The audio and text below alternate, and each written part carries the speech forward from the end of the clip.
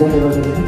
ಅದೇ ರೀತಿ ಪೂರಕವಾದಂತಹ ಮುಂದುವರಿಯುವ ಸಂಸ್ಥೆ ಮಾಡಿರೋದಿದೆ.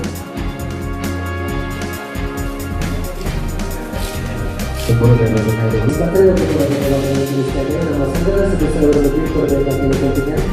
ಮೈಸೂರು ಕನ್ನಡಿಗರಿಗೂ ಕೂಡ ಕಾಣಿಕೆಯೊಂದಿಗೆ ಒಂದು ಅದೇ ರೀತಿ ನಮ್ಮ ಏನೇ ಒಂದು ಸಮಾಜದ ಪರ ಕೆಲಸ ಮಾಡುವಲ್ಲಿ ನಮಗೆ ಅತ್ಯಂತ ಮಾರ್ಗದರ್ಶಕರಾಗಿರುವಂಥ ಶಬೀರ್ರವರಿಗೆ ನೆನಪಿನ ಕಾಣಿಕೆ ಹಾಗೂ ಪ್ರಮಾಣ ಪತ್ರವನ್ನು ಅಧ್ಯಕ್ಷರು ಸತ್ಯವಂತವನ್ನು ನಡೆಸಿದ್ದಾರೆ.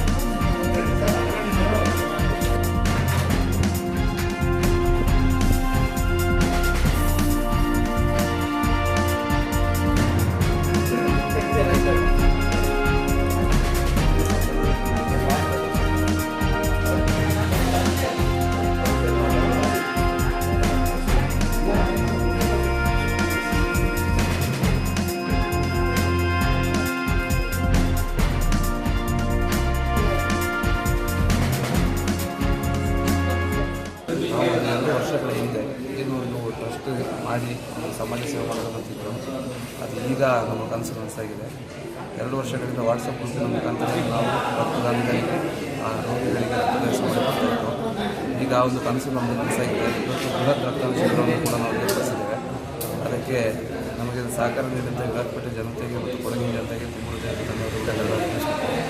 ಅದೇ ರೀತಿ ನಮಗೆ ಯಾವುದೇ ಸಂದರ್ಭದಲ್ಲೂ ನಮಗೆ ಮೈಸೂರು ಭಾಗಗಳಾಗಿ ಕರ್ನಾಟಕದ ನಾನಾ ಭಾಗಗಳಿಗೆ ನಾವು ಇಲ್ಲಿನ ರಕ್ತವನ್ನು ಪೂರೈಸಿದ್ದೀವಿ.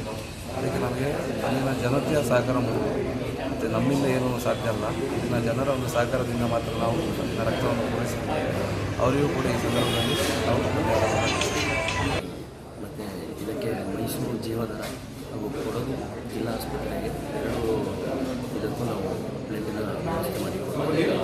ಇದರಲ್ಲಿ ಒಂದು 150 ಜನರಿಗೆ ನಾವು ಬ್ಲಡ್ಡನ್ನು ಡೋನರ್ಸ್ನ ಇದು ಮಾಡ್ಕೊಳ್ತೀವಿ. ಇವತ್ತು ಒಂದು 3 ಜನರು 150 ಜನರು. ಇದು ಬಹಳ ಮಹತ್ತರವಾದಂತಹ ಕಾರ್ಯಕ್ರಮ ಅಂತ ಹೇಳ್ಬಿಟ್ಟು ನನ್ನ ಅನಿಸಿಕೆ. ಏಕಂತೇಳಿದರೆ ರಕ್ತದಾನಕ್ಕಿಂತ ಶ್ರೇಷ್ಠ ದಾನ ಮತ್ತೊಂದಿಲ್ಲ.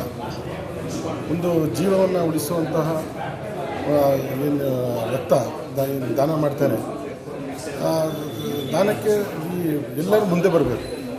ಯಾಕೆಂತೇಳಿದರೆ ಇವತ್ತು ಸಿಂಪು ಡಾಕ್ಟ್ರವರು ಬಹಳ ಚೆನ್ನಾಗಿ ವಿವರವಾಗಿ ಅದರ ಬಗ್ಗೆ ರಕ್ತದ ಬಗ್ಗೆ ರಕ್ತದಾನದ ಬಗ್ಗೆ ಮಾಹಿತಿಯನ್ನು ಕೊಟ್ಟಿದ್ದಾರೆ.